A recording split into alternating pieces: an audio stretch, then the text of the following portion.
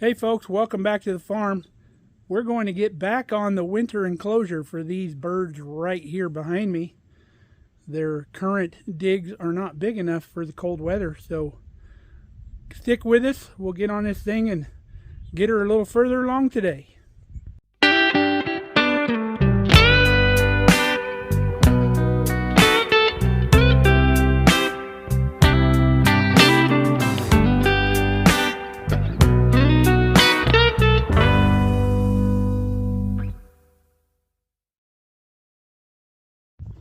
So this is where we left off. We've got two sides and the roof on. So we need to work on this side and the other side. The other side is going to get the big walk-through door. This side will get a window, and I think Kelly's going to put also a window on this third side over here. And then there's also going to be a solar-operated automatic door on this side that will come later. We had to put their little doghouse that we bought at Junk John inside because without taking it apart, we won't be able to get that through the door once we put it on there. So we moved it in ahead of time. So I think I'm going to work on this side first. We'll fill this in. We'll worry about the window opening later. We can cut that in later because we do not have the window that we need yet. And then we also need to fill in this upper area here. I'm thinking I'm able to get a 2x6 in there, and then we'll cut it to match the roof contour there. So let's get some tools drug out here and we'll get going. Ruby, Ruby, Roo, I see you. We got some work to do now. Well, let's take a gander what we got up here. 4 3/4 of an inch. So a 2x6, which only measures 5.5 inches. Good morning, cat.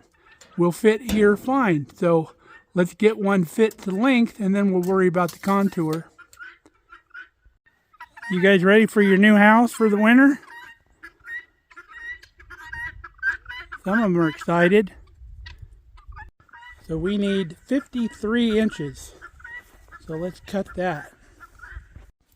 So we've got our 53 inches cut. So I'm thinking I've got this leftover piece of grain bin sheeting that was too short for the roof, but it's got the same curve. So I put it at 0 on both sides, and then we can make a mark and transfer that radius.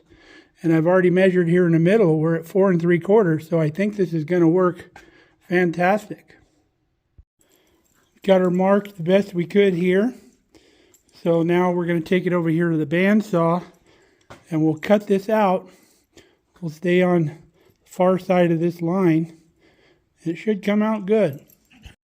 All right, got it cut. If you don't have a bandsaw, just use one of these. Work just fine. Got a little whoop-de-doo in here. I'm just going to take the big sander I got, knock that little hump down there real quick. All right, we got a real good fit with that. So just need to come in from the top, run some screws in, and that'll be nice and secure. So finding our center, we've got 7 1/4 to the outside. So we want to go 3/4 of an inch in. So when we get on top, we'll measure 8 inches over, and that'll put us dead center on our new board for our screws. To attach our top plate here to our contoured section we put in, we just use a truss plate. You can buy those at the hardware store. They come in your strong tie section where they sell your joist hangers and all that. Same place they sell these things. You can make your own trusses with those things too. But that'll tie that in just fine. So now we need to get the verticals going in here. We'll get some kind of bottom plate too. We'll probably do something similar to this right on the bottom.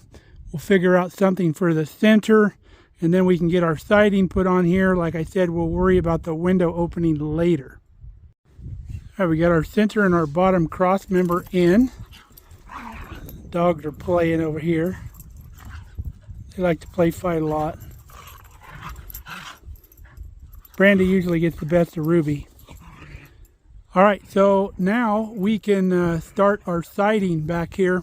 I'm thinking it's going to take 3 sheets. So we might do the center first and then overlap on the outsides Might be the easiest way to do it. So we've got our long sheets of tin here.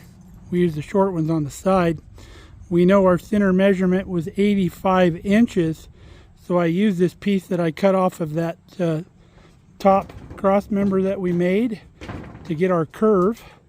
So we've got the curve cut on here, so this should fit right in the middle of our space. Got our first sheet up. The cut on the top came out really good. So now we're going to do 2 more sheets for either side. We're going to lap this one over and then tuck this one under on this side. Got both of our side pieces on, and then now we're starting to do a little bit of trim, corner trim here. I just cut a short piece of our tin, screwed it down on this side, and then bent it around the corner using our dead blow hammer. This thing right here. And then after I was done, if you see any bulging spots, you just tap them and they go right down. So we got 1 more of these to cut, put on the other side, and this end here will be buttoned up. Got our other corner done here, and I'm kind of out of time. I need to run up to the high school where we've got a football game going today, so I'll either be back this afternoon or we'll jump on this again tomorrow because Kelly's home tomorrow. Morning, folks. It's the next day. Coming back out here on the Guinea coop. This is where we got yesterday. We got the north wall on. So now today we're going to work on the south wall. The south wall here is where the walk-through door is going to go. And everything kind of hinges on that door. Kind of a play on words there. But everything else that goes on this wall is going to go around that door. So we need to pretty much mount the door first. So we'll go out in the barn here, we'll get the door, we'll bring it over here, and we'll start getting this thing framed in. Alright, got our door over here. The first thing we need to do is cut a plate for the bottom. And it's come out pretty much the same thing as the other ones, but this one needs to be perfectly level and plumb with the sides, whereas the other sides we didn't have to worry about. We just had to make it good and flush to the ground. So we'll get this measurement, we'll get that piece cut. Got our bottom piece on, we got it leveled perfectly. Now we're going to cut our 2 uprights, which are going to support the door. So I want to notch them on the bottom, 3.5 inches by 1.5 inches. And I want to go just to the top to where we can put another board on top of the door. So we added 1/2 inch from the top of this, so that'll give us a 1/4 inch gap on top and bottom. Okay, we came out to 83 1/8 for our overall length, and then I want to cut a notch out of this for our bottom plate, 3.5 inches, which is the width of a 2x4 by 1.5 inches, which is this dimension. Most of your squares are 1.5 inches on this side, so you can just lay your square on there and mark on the edge. You don't have to do a lot of measuring. Got our 2 boards cut. You can see our notch around that bottom plate. And then this crossboard up here is only temporary for framing purposes, and it will come out. So we need to measure the width of our door and then add 1/2 inch. And that's our spacing between these 2 boards. We'll find dead center and we'll measure out halfway on each side. We'll get our framing square, make sure these things are perfectly plumb. Before we screw them in, we'll put 2 screws through this way on the bottom, and then we'll put some temporary screws in behind them there off of that board, and then we can start framing out the top. Alright, we got our door frame in. You can see we got a good gap all the way up on that side. We put 2 screws on each side there. We put temporary screws up there. Now we need to start framing in around this door. The door's not mounted yet, it's just sitting in the opening. We need to shim the door up 1/4 inch off the bottom, that way we don't drag on the bottom. So first thing we're going to cut is our contoured piece, well, our first one, because we'll need couple more in the corners, but we'll do this one first. I've measured over to where we would meet the bin here, which is 37.5. We'll get that same piece of extra roofing. We'll mark that 0 to 0 with the curve above it, and then that'll take care of that piece there. We'll cut it out on the bandsaw.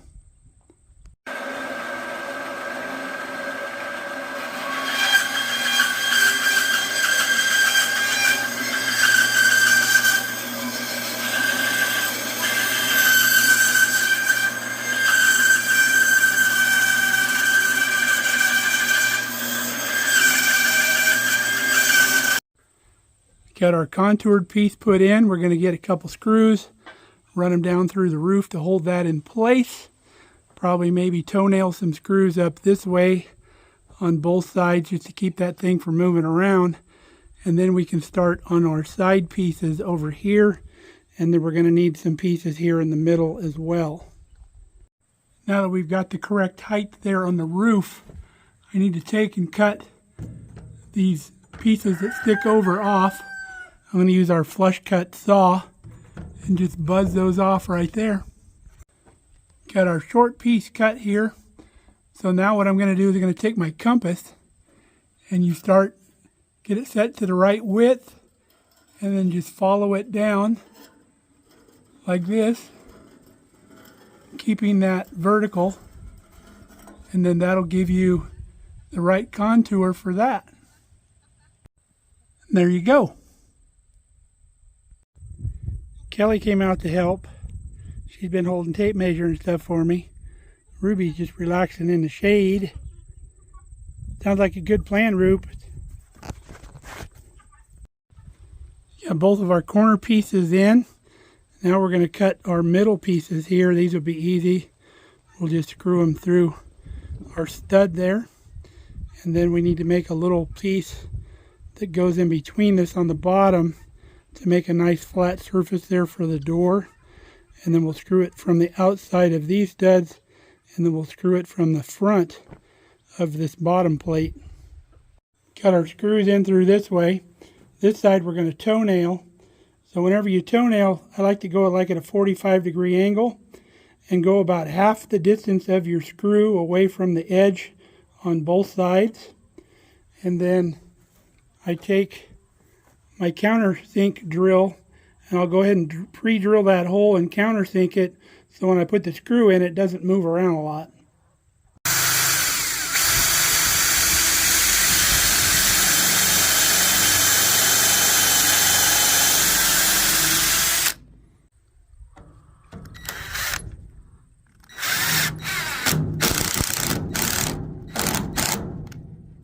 Just like that. I also like to square my blocks when I put them in, both directions. And I can hear my old boss saying already, "What are you doing? You're not building a clock." Now this sill plate we want to cut down here not only needs to be cut to length, but we need to cut it to width to match the back side of these studs here, so it's straight all the way across. We'll do that on the table saw after we cut it to length.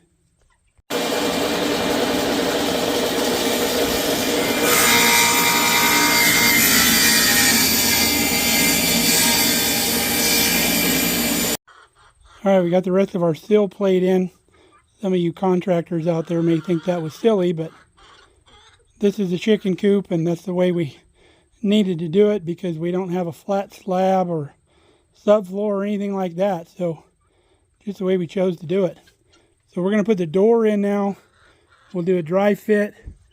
We'll mark where the hinges go, and we'll work on hanging that door.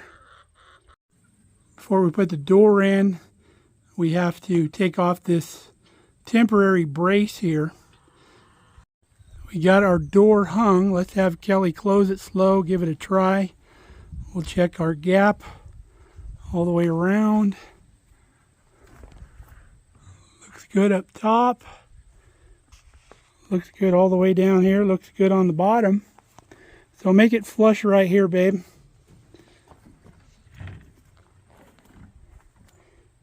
Got that door sweep on the bottom, closes that up down there. So now what we have to do, we have to cut some strips that go in here for our flange for the door to hit against. So probably about 1.5 inches by 1.5 inches, and we'll go pretty much all the way around the door. Probably don't need one on the bottom because we have that door sweep down there, but we'll put one on 3 sides, and that'll give something for the door to close against, and it also closes our 1/4 inch gap. And then we'll come in here where our lock set is, figure out where our hole needs to be, and we'll drill a hole here for this lock set to go into. We don't need that metal plate, but if we ever do in the future, we can add one. But it doesn't need to be super high security, so we'll just make a hole for that to go in, and it'll keep our door shut. Okay, we got our top one done. Yeah, the door closes up against it. Closes that, gives the door something to stop on. Now, like household purposes, it would have like a rubber seal around it, but for a chicken coop, we don't need that. Now I want to wait and get another pressure treated 2x4 to do these with, because since it's exposed out here, I don't want to just use standard lumber. So I'm going to get a drill and we'll get a hole knocked out for that lock set, and then we can start putting the siding out here on this outside. Close it up. I actually had a striker plate in the Markelly Farm's hardware stash, so the door will close nice, and if we get any wind before I get the rest of this buttoned up, our door's not going to be flopping around. Well, now we can concentrate putting the tin on this end. I think I have enough remnants to do that. Kelly has a light that she's got for the Guinea coop here. It's even got a remote control. Got a photo cell. It's solar powered. So the guineas will come in to the coop at night. They like a lighted area. They don't like going into a place that's dark. Pretty strict little light. Where'd you pick it up, babe? Amazon. Amazon. Kelly's putting screws in around the door frame. I'm cutting the metal for the other side over there. Got the metal on. Got Kelly's solar panel mounted there. Got a couple roosting bars in here that they aren't screwed down because we're probably still going to move those around. I think Kelly's going to do like a sling underneath the roost bars to catch the nighttime droppings.